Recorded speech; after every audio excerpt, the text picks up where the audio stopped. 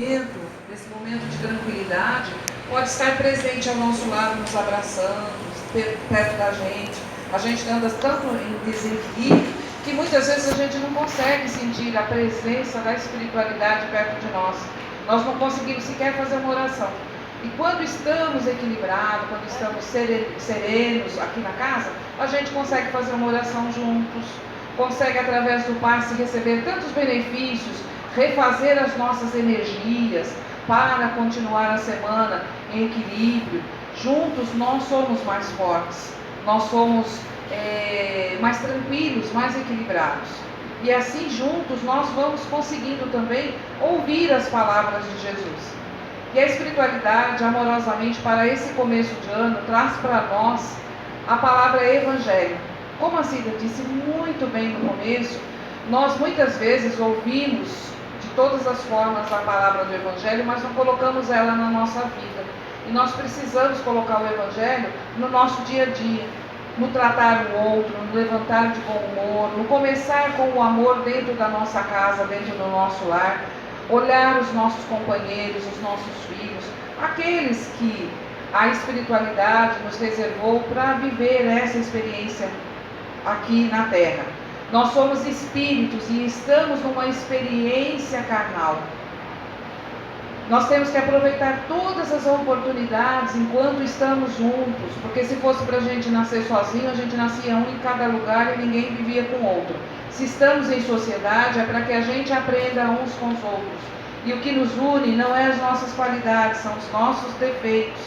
Então não adianta eu olhar só o defeito do vizinho e esquecer de corrigir os meus defeitos.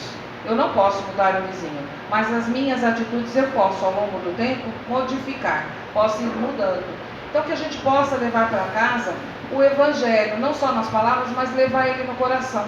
Vamos abrir agora nessa tarde os nossos ouvidos, mas era o ouvido de ouvir mesmo, os olhos de ver e ouvidos de ouvir. Vamos derrubar as nossas amarras e as nossas barreiras que não nos permitem progredir. A espiritualidade preparou para nós nessa tarde o capítulo 16 do Evangelho segundo o Espiritismo. Não se pode servir a Deus e a Mamon. O foco dessa passagem do Evangelho é para que a gente reflita sobre os obstáculos que a gente tem para verificar as nossas qualidades, as nossas virtudes. E para que a gente comece a falar desse assunto, a gente vai deixar claro o que é Mamon. Não se pode servir a Deus e a Mamon. Mamon, na linguagem hebraico, é riqueza, tudo que você possui, são os nossos bens pessoais. Naquela época eram os escravos, as joias, o ouro, o dinheiro, as posses, terras. E na nossa época não é diferente. Nós temos os nossos bens pessoais, nosso carro, nossa casa, nosso dinheiro, nossa poupança, ou o que quer que seja nosso no sentido material. O mamão é o dinheiro. Isso não significa que a gente não possa viver com o dinheiro que a gente tenha, mas não que a gente viva para servi-lo, mas que ele sirva para que nós possamos viver. E aí a gente vai lembrando, e eu vou ler um pedacinho, para que a gente comece a falar a respeito.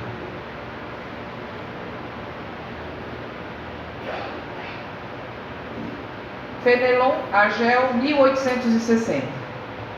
O homem, sendo o depositário, o administrador dos bens que Deus lhe depositou nas mãos, terá que prestar contas rigorosas do emprego que dele fizer por seu livre-arbítrio. O mau uso consiste em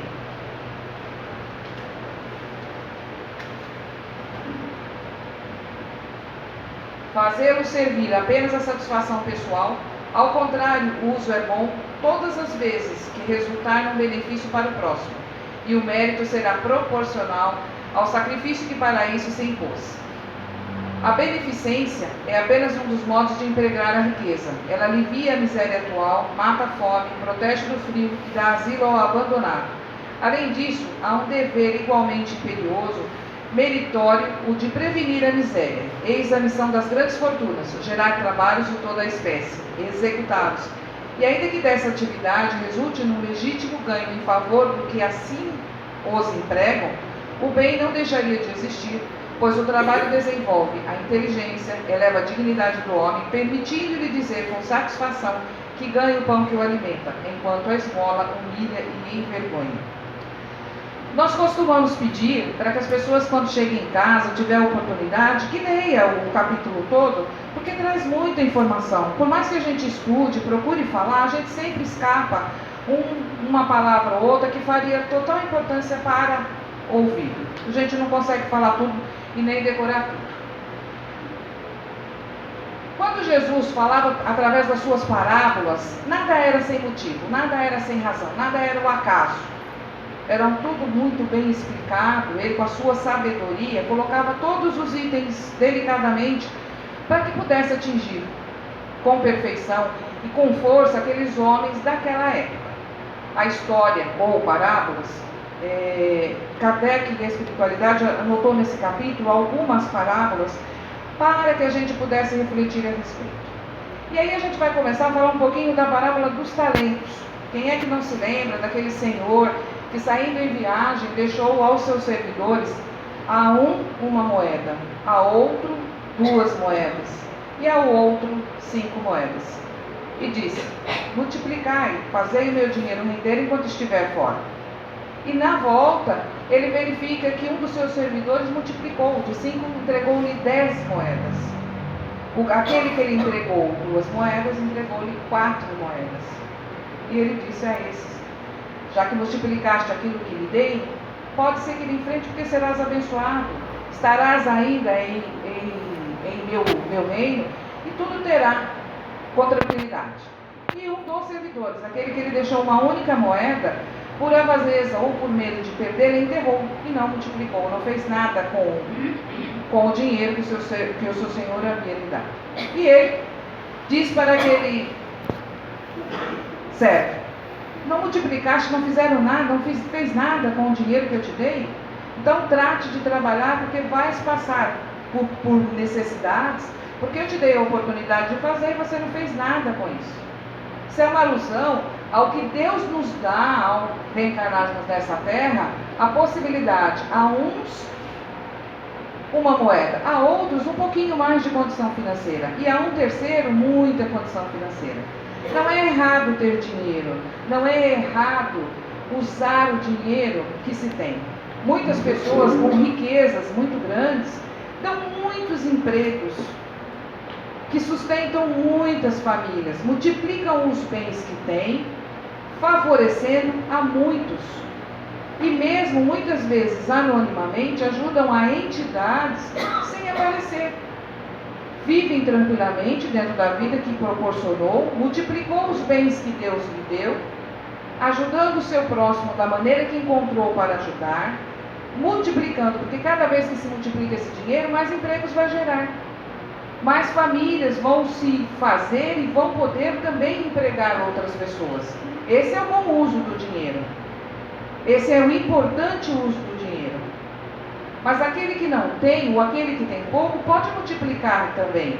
Pode trabalhar honestamente, pode auxiliar o seu próximo e distribuir, multiplicar aquilo que tem, compartilhar.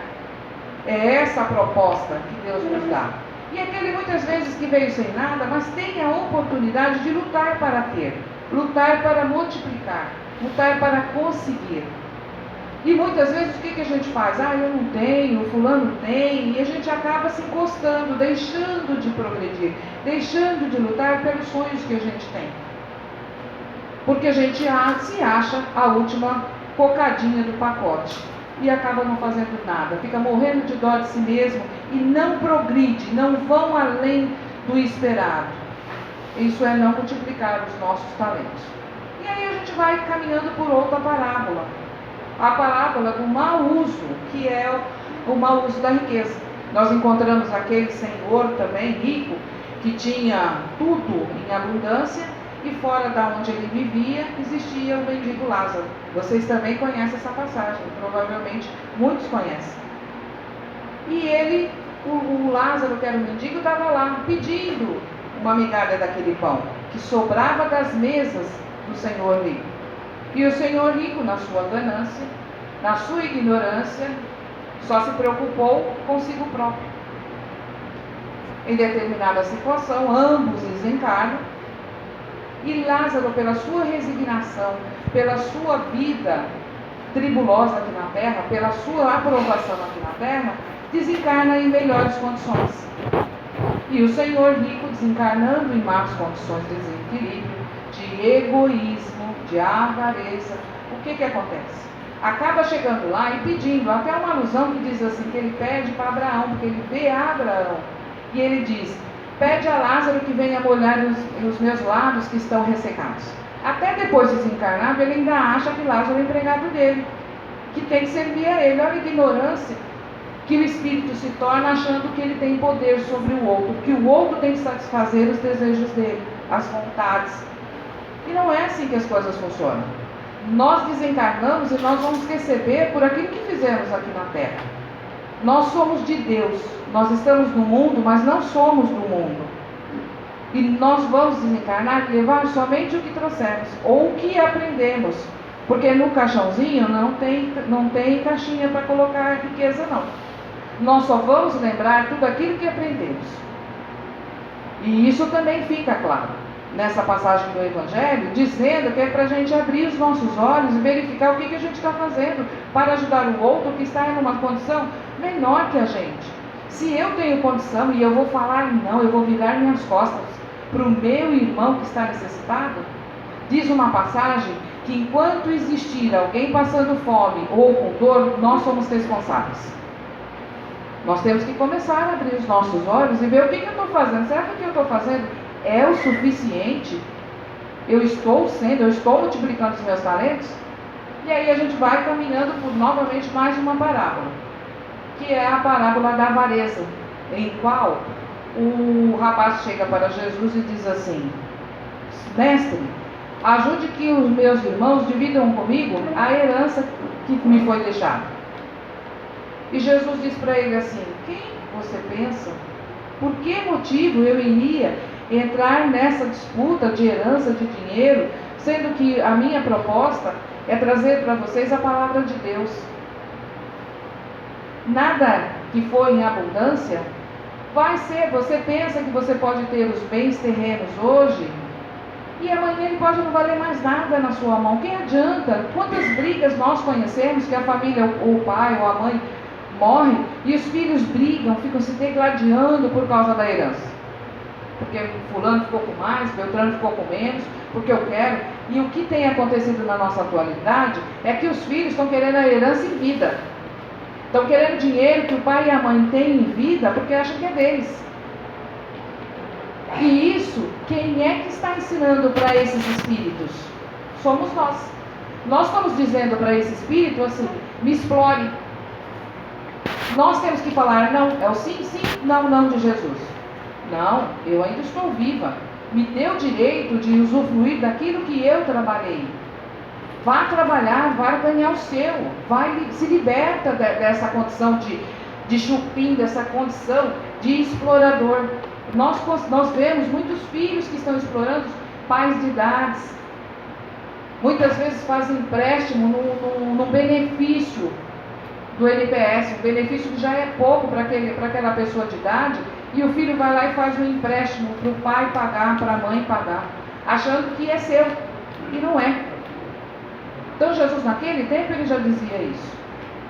Ele já estava explicando para que a gente percebesse que o bem material, mal empregado, o mau uso dele não nos leva a nada.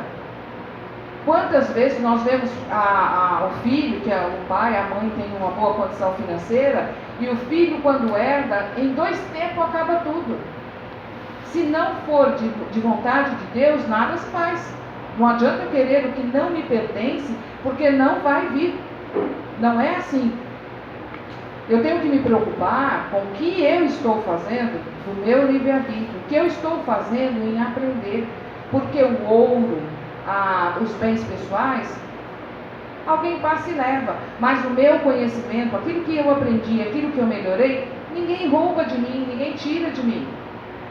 eu vou reencarnar novamente, eu vou reencarnar um pouquinho melhor, porque eu aprendi, eu me dei a oportunidade da riqueza do estudo, da riqueza do aprender, da riqueza de colocar em prática aquilo que eu aprendi. E aí a gente vai para a parábola do Zaqueu, que é uma das que eu mais gosto. Quem é que não conhece Zaqueu, né? Inclusive pela música dele, que é muito cantada. Zaqueu era um publicano, era um homem que cobrava impostos, a função dele era cobrar impostos. Ele tinha uma situação financeira muito boa, provavelmente não era, ou era uma das pessoas, porque a gente julga o outro, principalmente aqueles que estão no poder, como se a gente estivesse no lugar, a gente não fosse fazer igual. Nós estamos sempre criticando o outro, mas se estivéssemos no lugar, faríamos igual ou pior. Então a gente tem que refletir nisso.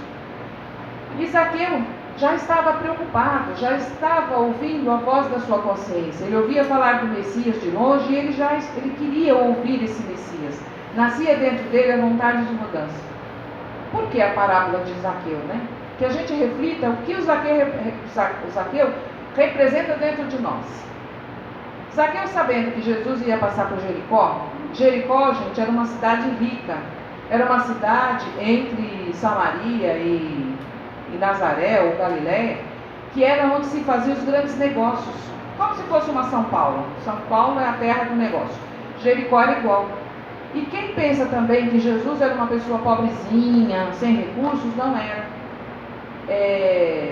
São José, que ficou responsável por Jesus aqui na terra, como seu pai, ele era carpinteiro. E o carpinteiro na época, que muitos pensam que é marceneiro, que mexe só apenas com madeira, não era como se ele fosse um engenheiro da época. Ele fazia construções, ele lidava com a construção da época.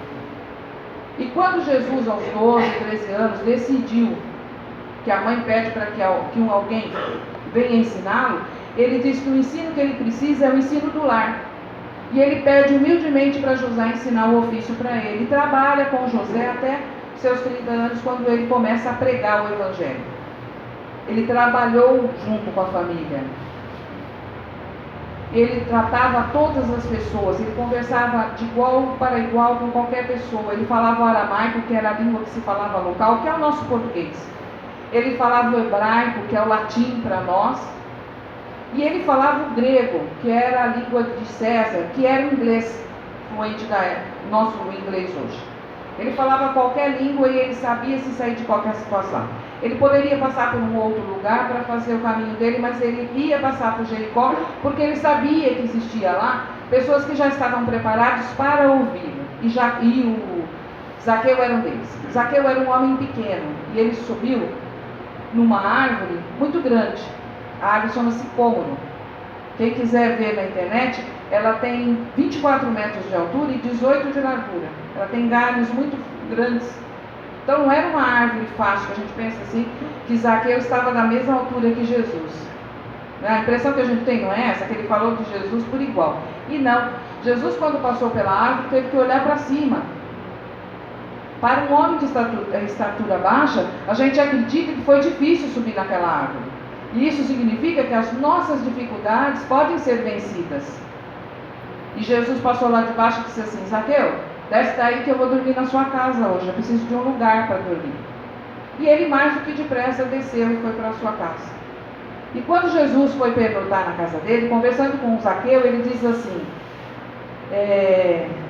mestre, eu sei que eu estou errado, que eu prejudiquei muita gente, mas eu também sei que eu também dei muito emprego, tem muita gente que trabalha e é assalariado com os meus bens pessoais. Aqueles que eu prejudiquei, eu vou dar 4 vezes mais, para ver que eu reconheci o meu erro. E eu dou a metade da minha fortuna. E Jesus diz assim: aqui se fez uma graça, nessa casa se fez uma graça nessa noite. Muita gente disse assim: mas Jesus foi dormir na casa de um publicano, na casa de um... Era como se fosse um dos nossos corruptos do Senado. Então, falar: nossa, Jesus foi dormir lá na casa desse povo? Não é assim que a gente pensa? Por que não escolher uma pessoa melhor? Por quê? Porque quem precisa de Jesus é aquele que está no erro. É ele que precisa abrir o coração e principalmente reconhecer os seus erros. que é o que a gente tem que fazer, reconhecer os nossos erros. Nós, como Zaqueus, ainda rastejantes, ainda se arrastando pelo chão, precisamos abrir a nossa consciência, verificar onde é que estamos errando e corrigir os nossos erros. Nós estamos muito preocupados no que nós vamos ter, se eu só tenho um vestido para vir. Eu estou olhando sempre a palestrante, nossa, mas a palestrante só tem essa blusa? Só, gente, tem pouca blusa. Mas é isso que a gente tem que fazer, é viver com o que tem, não é se preocupar se o outro está olhando o que você tem ou não. Você tem, teve condição de lavar, está limpinha, está arrumadinha, é o que importa. Não adianta você ter 30 blusas e como mesmo na história, como mesmo na nossa lição diz, amanhã desencarno e não deixo nada. Havia um certo homem que pensava assim, meu celeiro está cheio, já não cabe mais a minha colheita. Eu vou colher e não tenho onde guardar. E muito preocupado começou a pensar, falou, não, eu vou derrubar esses celeiros e vou construir um maior ainda, um bem grande, para colocar toda a minha riqueza, toda a minha fartura. E aí eu vou dizer para a minha alma assim, sossega alma, agora você pode beber e ficar tranquilo porque você tem para muito tempo. E Deus diz para ele assim, engano teu, essa noite eu te levo. O que você vai fazer com o que você plantou, com o que você deixou, com os 20 vestidos que você tem, com os 30 sapatos que você não usa, com as 20 bolsas que está lá dentro do guarda-roupa se desmanchando, que aqui na Praia Grande se desmancha as bolsas? Né? O que você vai fazer? Você morre hoje de noite. Vai deixar a gente brigando, porque um quer o vestido, o outro quer o anel, o outro não deixou para mim. Nós vamos arrumar confusão. Vivam com pouco, mas aprendam muito. Melhore a sua condição espiritual. Nós não viemos aqui para adquirir riqueza, porque se fosse assim, a gente tinha como levar ela quando a gente desencarnasse.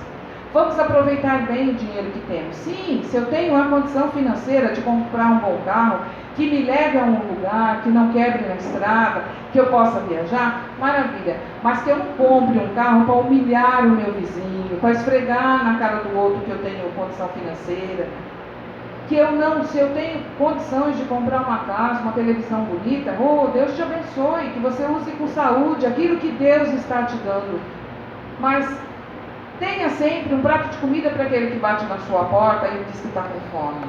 Tenha sempre o acalento para alguém que te procura e precisa apenas de um abraço, das suas palavras e você simplesmente está ocupado dando luz nas suas pratas. É isso que Deus está sempre dizendo para a gente, e Jesus, através de suas palavras e das suas parábolas, vem explicar isso para a gente.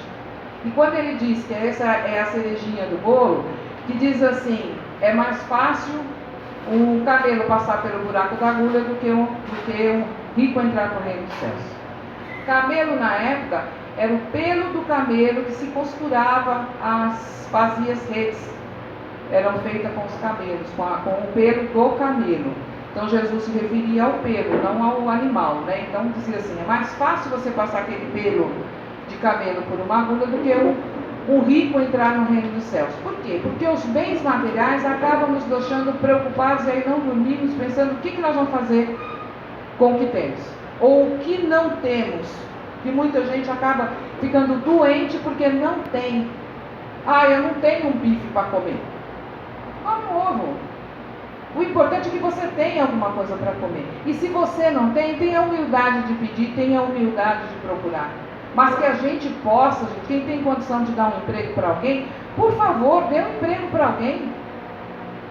Eu posso pagar alguém para passar uma roupa para mim. Pague alguém para passar a roupa para você. Você está dando um trabalho digno para alguém. Em vez de humilhar muitas vezes com uma roupa usada que está rasgada, que está manchada de cândida. Tem muita gente que faz as doações daquilo que não quer porque está rasgado, sujo, faltando um pedaço, sem zíper, sem botão. Aí humilha o irmão e não pensa que pode estar amanhã numa situação igual. É isso que a gente tem que ver. Será que amanhã eu vou ter essa condição? E depois tem outra. Nós não nascemos para ficar jovens, nós nascemos para envelhecer. E a limitação é uma coisa muito triste. Nós vamos percebendo que com o passar dos anos, quando nós vamos entrando na maturidade, nós vamos perdendo agilidade. nós vamos perdendo a visão, a audição, vamos andando mais lentas, as dores nos acompanham. E se a gente não souber lidar com essa situação, nós vamos sofrer muito. Se eu não fizer amigos, não vai ter ninguém para me levar um prato de sopa a hora que eu estiver doente. Então está na hora, enquanto eu posso, de fazer esse prato de sopa e levar para quem precisa. Está vendo que a pessoa está necessitada? Vai lá ver o que pode fazer. Às vezes é um vizinho, que a gente só sabe recriminar, mas não sabe perguntar se ele está bem. Hoje nós temos, na atualidade, muitos suicídios, muitas tentativas, sendo que poderiam ser evitadas com um bom dia, com o conviver. Tem o conviver hoje para a terceira idade, vão fazer exercícios, vão se juntar com outras pessoas para ser alegre, para ser feliz. Nós estamos começando um 2017, ele vem limpinho, é como um livro, um caderno que chegou nas vossas mãos, sem nada escrito. É vocês que vão escrever nesse livro, no seu diário. Ele pode passar em branco, ele pode passar rabiscado, você pode aprender nesse 2017, ou o tempo só passou. Quando chegar no 2018, você fala assim, eu não aguento mais 2017. Mas o que nós vamos fazer com 2017 que está fresquinho na nossa mão? Vai depender da gente, de verificar o que pode fazer pelo outro, de não se preocupar com as coisas materiais, com a riqueza, com o luxo, mas viver na simplicidade. E aquele que porventura tem uma condição melhor, que Deus abençoe, multiplique seus talentos, dê emprego para as pessoas, trate as pessoas com respeito, com dignidade, trate o olho olhando nos olhos, um olhando no olho do outro. Aprenda a lidar, porque tudo que nós damos para o mundo devolve para a gente. Se eu dou gentileza, eu vou gerar gentileza ao meu redor. Se eu sou educada, essa educação vai voltar para mim. E se eu sou ignorante, com certeza eu também vou estar recebendo motivos de ignorância ao meu redor. Isso se multiplica ao meu redor. Sou eu que determino o que eu tenho de bom ou de ruim no meu caminhar. Então eu desejo para todos, com muita gratidão por terem aberto os vossos corações para me ouvir, que todos tenham Jesus no coração, Jesus nas suas atitudes e Jesus no caminhar, iluminando o caminhar de cada um de vocês. Quando tiver uma dúvida, pergunta para vocês lá dentro do coração, o que Jesus faria se fosse Ele? Tenham Ele, não só nos lábios, mas tenham eles dentro do coração, que Ele permite e ilumine a vida de cada um de vocês com muita glória, com muita paz, com muita harmonia, com muito equilíbrio, para 2017 a gente poder caminhar juntos. Muito obrigada por terem me ouvido. Nós vamos passar agora para os passos. Vou pedir aos senhores que se mantenham em silêncio. Muito obrigada. Agora,